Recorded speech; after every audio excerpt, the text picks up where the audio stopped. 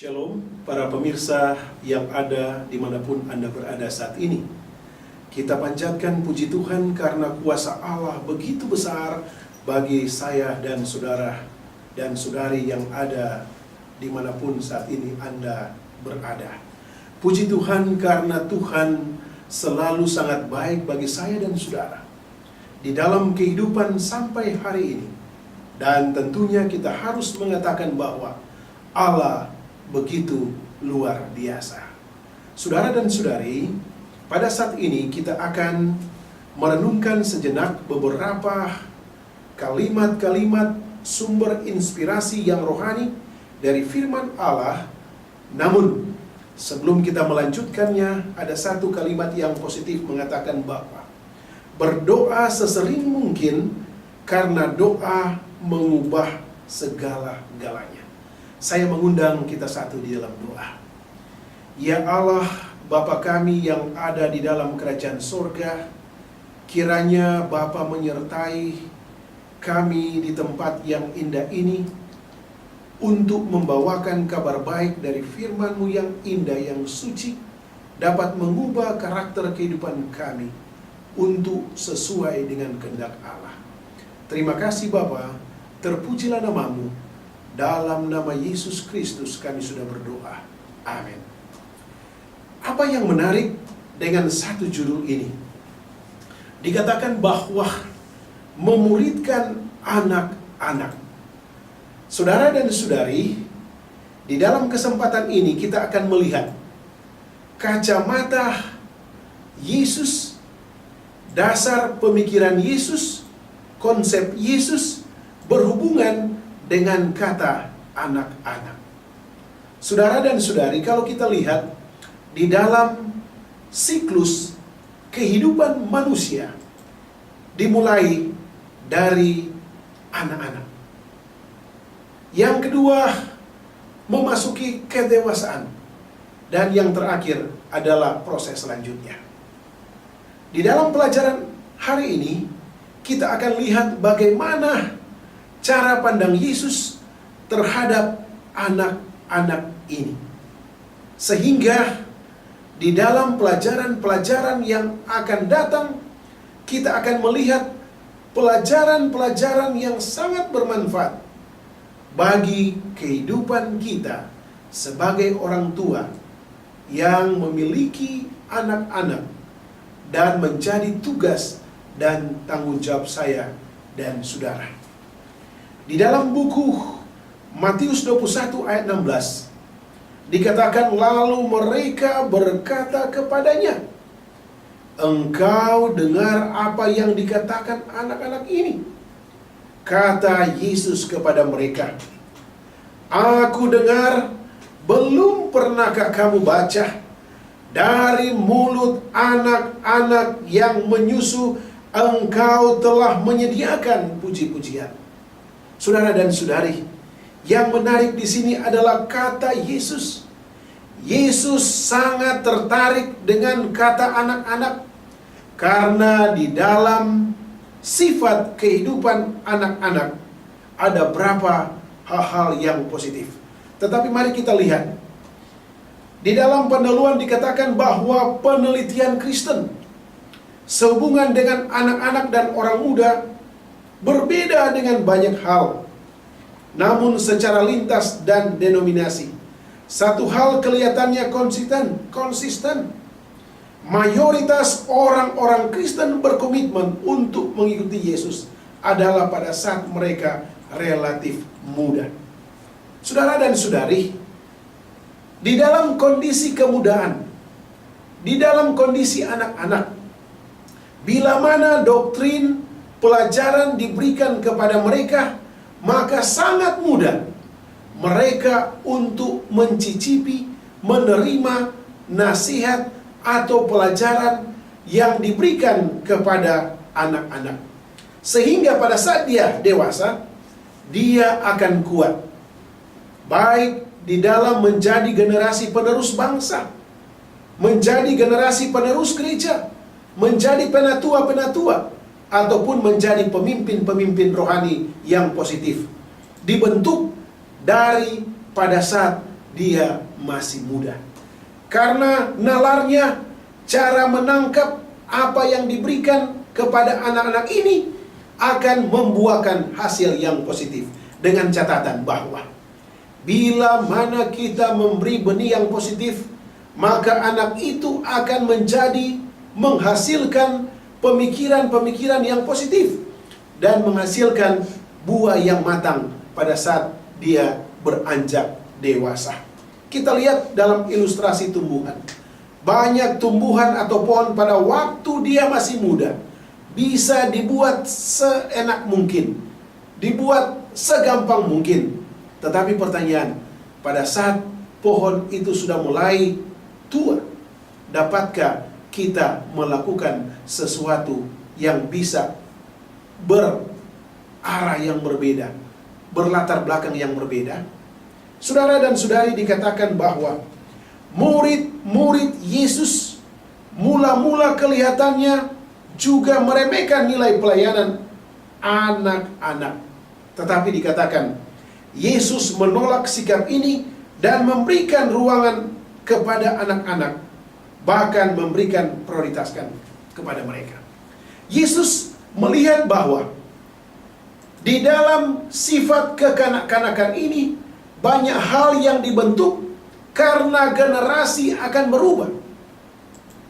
Ingat, di dalam ayat-ayat selanjutnya kita akan lihat bahwa Yesus memberikan penekanan-penekanan positif kepada murid-muridnya supaya jangan menghalangi anak-anak itu datang kepada Yesus. Teorinya gampang. Bila mana saudara memiliki seorang anak atau dua bahkan tiga atau selebihnya, saudara perhatikan bahwa anak-anak ini memiliki sifat yang tidak egois, murah senyum, dan mudah menerima. Nah, mari kita lihat beberapa pelajaran yang berurutan sehubungan dengan kacamata Yesus terhadap anak-anak ini.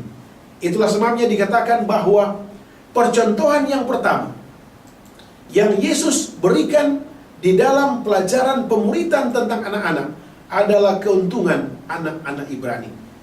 Dikatakan di dalam Mazmur 127 ayat 3-5, kalau saudara memiliki Alkitab, dikatakan anak-anak laki-laki adalah milik pusaka Tuhan.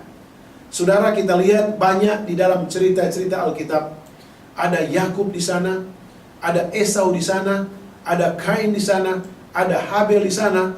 Allah sangat mencintai keturunan. Itulah sebabnya Allah menciptakan Adam dan Hawa untuk beranak cucu.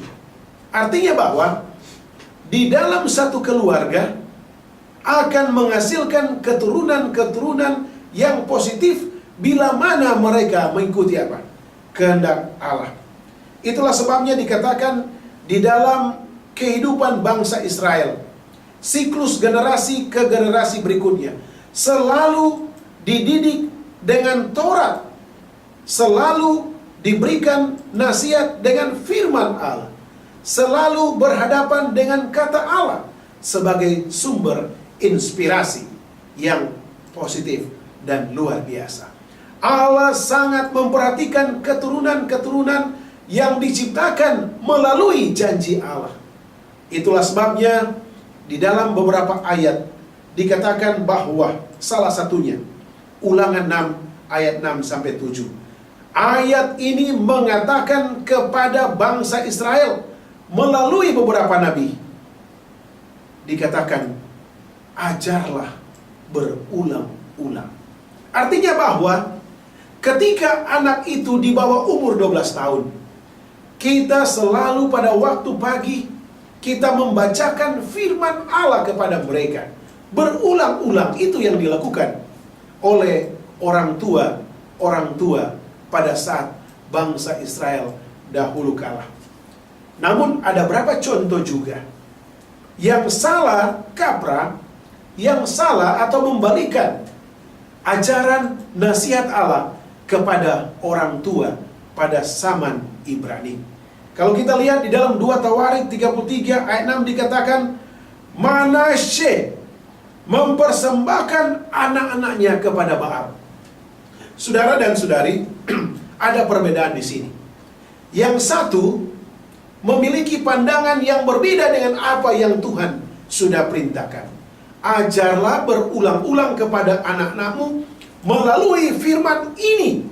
Saudara dan saudari, Allah melihat bahwa cara pandang nasihat yang diberikan Allah kepada para nabi-nabi zaman dahulu kala lebih mudah dicerna oleh orang tua atau raja-raja pada saat itu. Tetapi ada dua hasil. Ada yang berhasil di mana pelajaran itu sangat mudah diberikan, tetapi menyalahgunakan konsep Alkitabiah ini dengan pengertiannya sendiri, membelokkan apa kata Allah. Akhirnya terjadi di dalam 2 Tawarikh 33 ayat 6. Kemurtatan Israel mempengaruhi populasi anak-anak.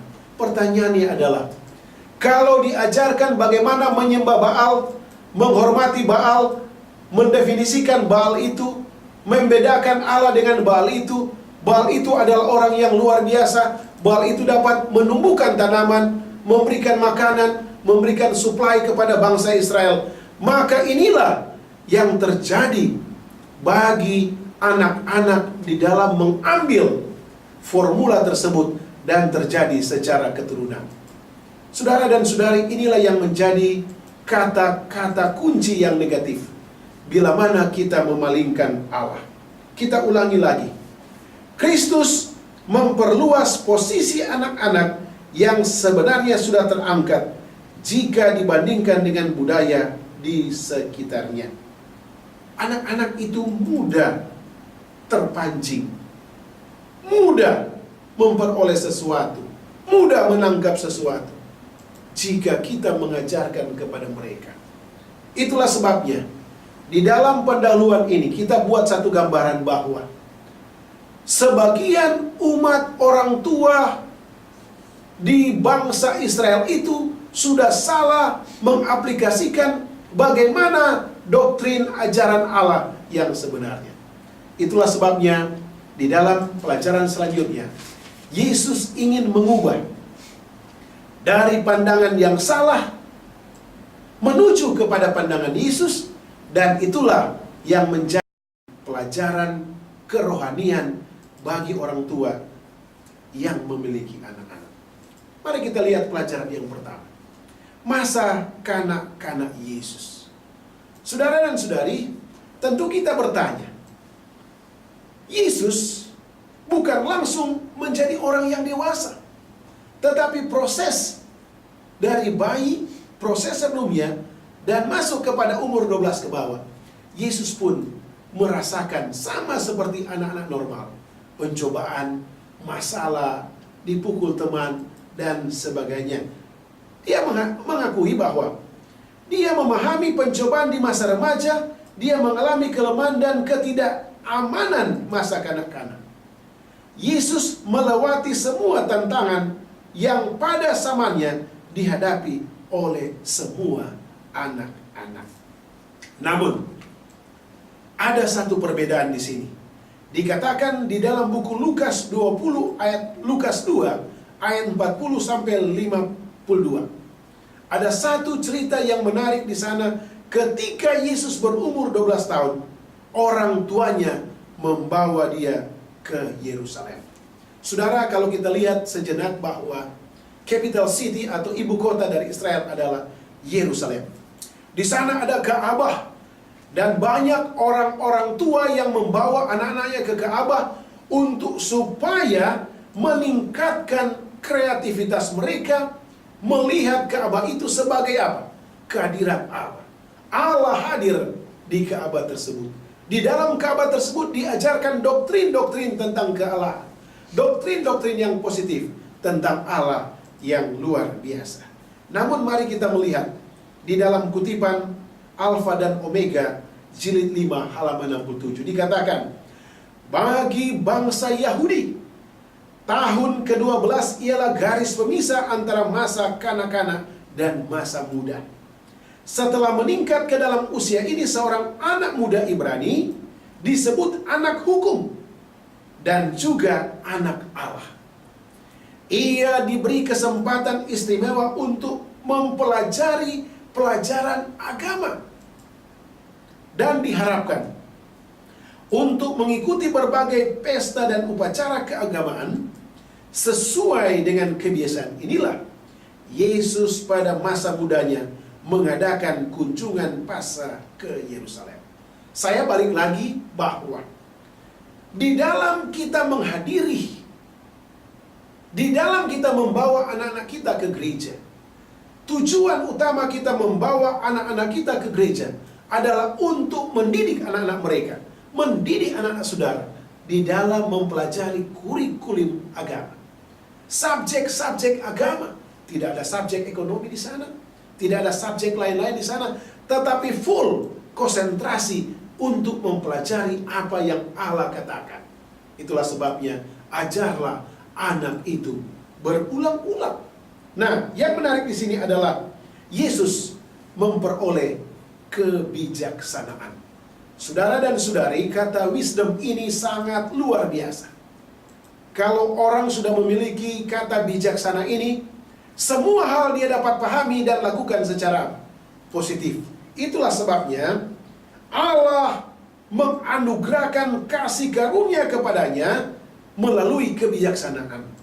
Dimulai pada saat Yesus pertemuan di Ka'bah selama Paskah. Para rabi sangat terkesan dengan pertanyaan dan jawaban Yesus. Saudara dan saudari, kalau kita bertanya, pernahkah anak saudara di rumah atau di sekitar gereja saudara, di tetangga saudara, tiba-tiba saudara melihat sementara berdiskusi dengan pendeta-pendeta yang senior, dan kadang-kadang pendeta yang senior ini ketakutan.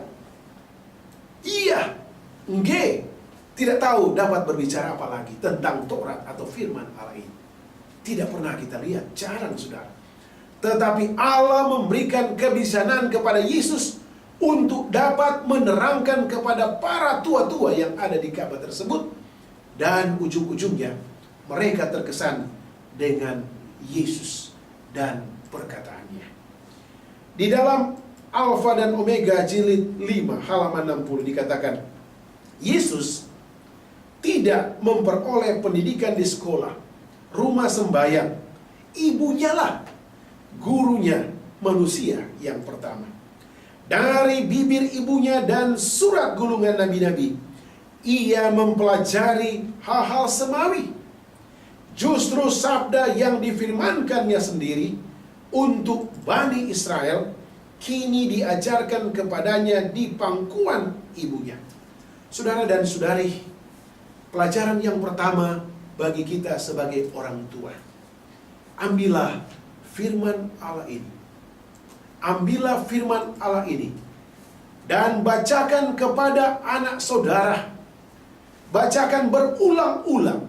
Ceritakan sama seperti Ibu Yesus menceritakan firman Allah yang suci ini berulang-ulang kepada Yesus. Ingat satu hal, Yesus tidak pernah duduk di bangku sekolah. Yesus diberikan keterangan yang rohani oleh ibunya, bagaimana hal-hal semawi itu, hal-hal surgawi itu tentang Allah. Fondasi bagi saya dan saudara sebagai orang-orang tua, mari kita ambil Alkitab menjadi pedoman yang utama. Yang menarik dari Yesus setelah dia menganjak dewasa, umur 12 ke atas, dikatakan bahwa Yesus mulai mempraktikkan mujizat-mujizat yang luar biasa. Mujizat-mujizat dapat menolong orang lain untuk melihat Yesus sebagai sumbernya. Dikatakan di dalam cerita Matius 9 ayat 18 sampai 26, Markus 7 ayat 24 sampai 30, Lukas 9 ayat 27 sampai 43. Saya ambil Matius 9 ayat 18 sampai 26. Yesus menyembuhkan anak dari kepala rumah ibadat. Yang kedua,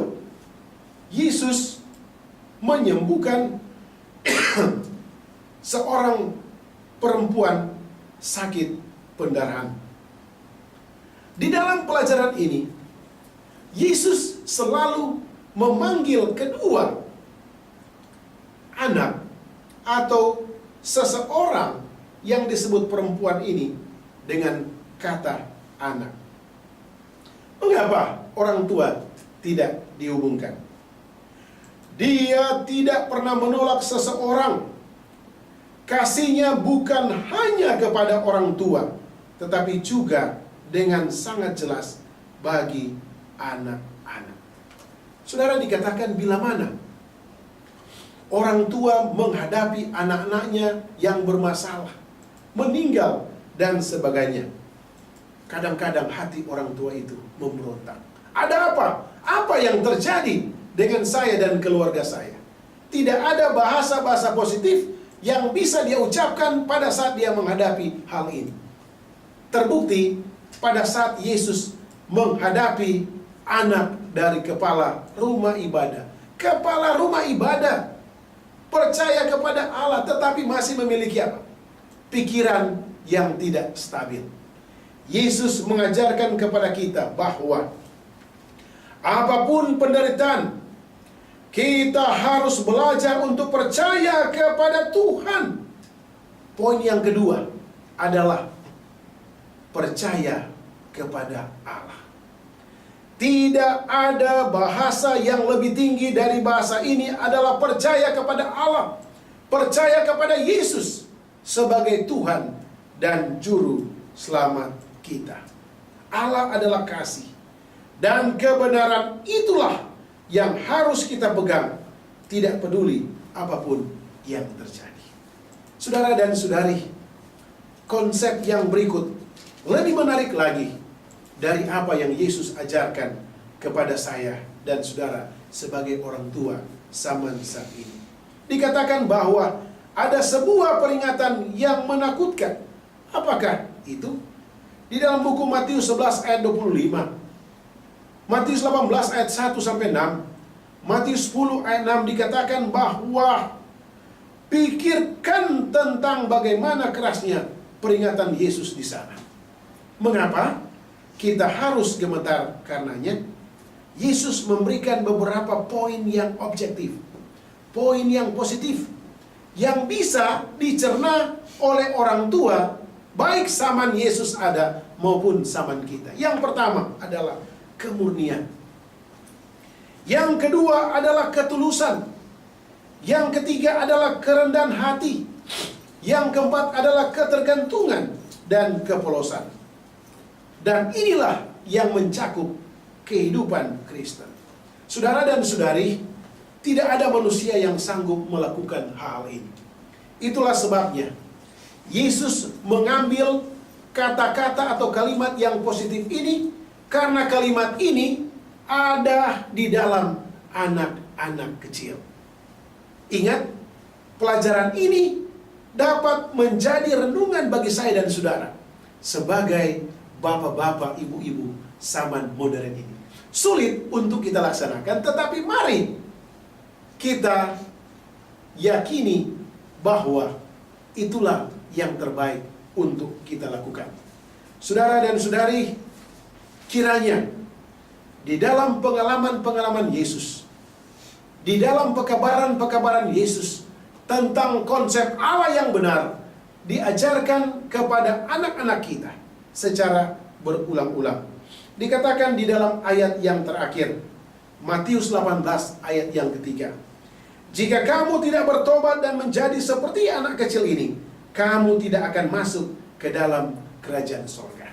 Saudara dan saudari, para pemirsa yang saya kasih dalam Yesus Kristus, marilah kita mulai melihat tentang Yesus yang penuh dengan kebijaksanaan, penuh dengan hikmat, penuh dengan kasih karunia, sudah mengajarkan kepada saya dan saudara pada zaman saat ini untuk melihat kepada Yesus, untuk melihat apa yang Yesus ajarkan, untuk diterjemahkan di dalam rumah tangga kita, berulang-ulang kepada anak kita, sehingga bila mana mereka menjadi besar, mereka akan menjadi keturunan-keturunan yang positif, generasi-generasi yang luar biasa, khususnya di dalam membawakan kabar baik kepada orang banyak.